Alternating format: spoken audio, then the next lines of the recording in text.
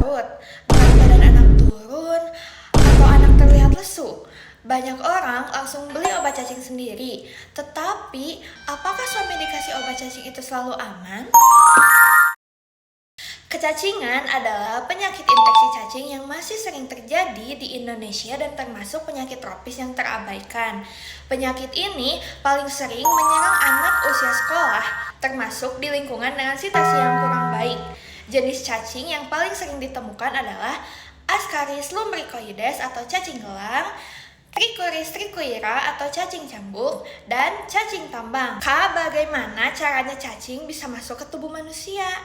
Cara cacing bisa masuk ke tubuh manusia melalui tidak mencuci tangan sebelum makan, makanan atau sayur yang tidak dicuci dengan bersih, bermain tanah tanpa alas kaki, kemudian kebiasaan buang air besar sembarangan.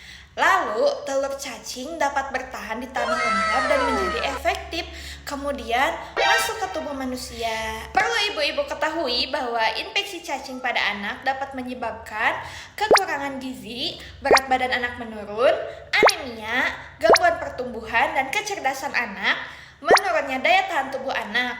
Kemudian jika terjadi terus-menerus, kecacingan ini dapat menurunkan kualitas hidup dan produktivitas pada anak. Nah, ibu-ibu, di sini saya akan menjelaskan apa itu swamedikasi. Swamedikasi adalah pengobatan yang dilakukan sendiri tanpa adanya resep dokter, termasuk penggunaan obat cacing yang dibeli secara bebas oleh ibu-ibu di apotek. Obat cacing sendiri yang sering digunakan oleh masyarakat antara lain ada pirantel pamoat, albendazole.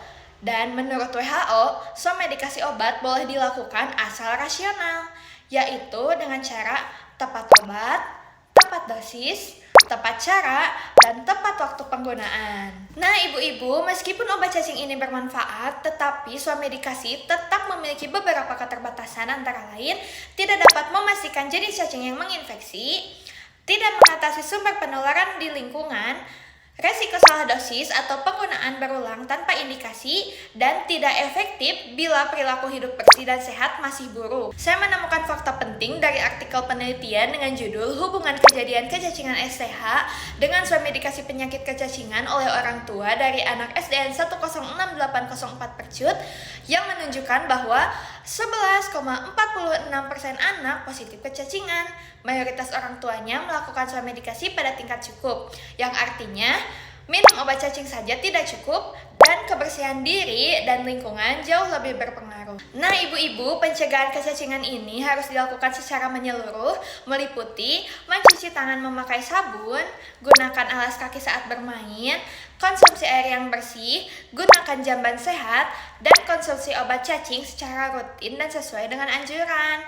Konsultasi juga dengan tenaga kesehatan atau apoteker. Nah, kemudian ada beberapa faktor yang mendorong terjadinya swamedikasi obat cacing oleh masyarakat, terutama ibu-ibu. Antara lain, gejala cacing dianggap mudah dikenali, misalnya nafsu makan menurun, perut buncit, dan gatal di anus. Obat cacing mudah diperoleh di apotek, pengaruh iklan dan pengalaman sebelumnya, keterbatasan waktu, biaya, dan akses ke fasilitas kesehatan, dan anggapan bahwa obat cacing aman digunakan secara rutin.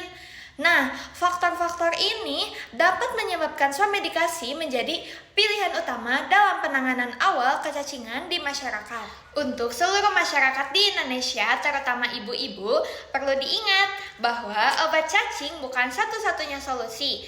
Hidup bersih dan sehat adalah kunci utama untuk mencegah kecacingan.